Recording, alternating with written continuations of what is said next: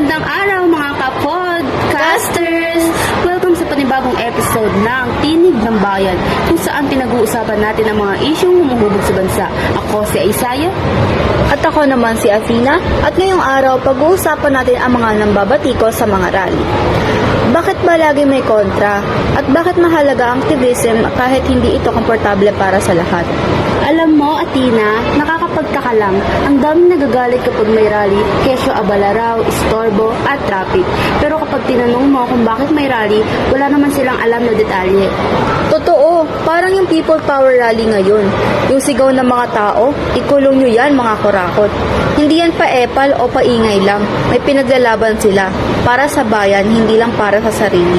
Ito ang nakakalimutan ng marami. Yung mga bagay na ina-enjoy natin ngayon, free speech, minimum wage, academic freedoms, holidays, and workers' rights.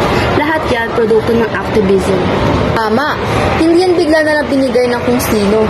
May mga taong tumayo, nag-ingay, humarap sa panganib para sa mga karapatang napapakinabangan natin ngayon.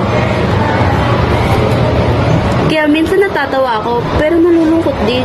Kasi yung mga nagbubunga nga online laban sa mga rallyista, hindi nila alam. Pinagtatanggol din sila ng mga taong binabatikos nila.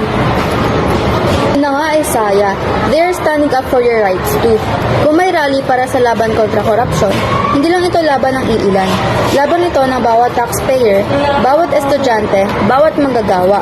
Kaya dapat, kahit hindi ka sumama, at least maging grateful ka.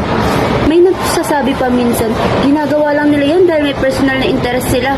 Pero kung tutuusin, oo, may mga tao may sariling dahilan.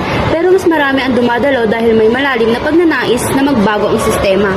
Exactly. Kasi sino ba naman ang gugustuhin maglakad sa init? Makipagsiksikan, sumigaw hanggang maubos boses. Hindi yan hobby, hindi libangan, disiplina at malasakit yan.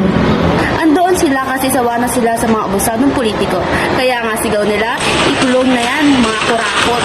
Hindi drama, hindi script. Tunay na hinaing ng taong bayan.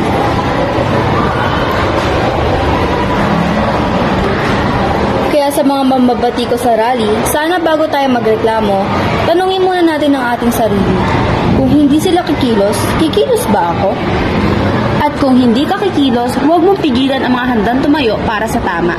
Dahil sila ang dahilan kung bakit mayroon tayong tinatamaasang karapatan ngayon. Maraming salamat sa pakikinig sa Tinig ng Bayan. Ako si Athena. At ako si Isaiah. Hanggang sa susunod natin talakayan, sama-sama, Boses ng Bayan.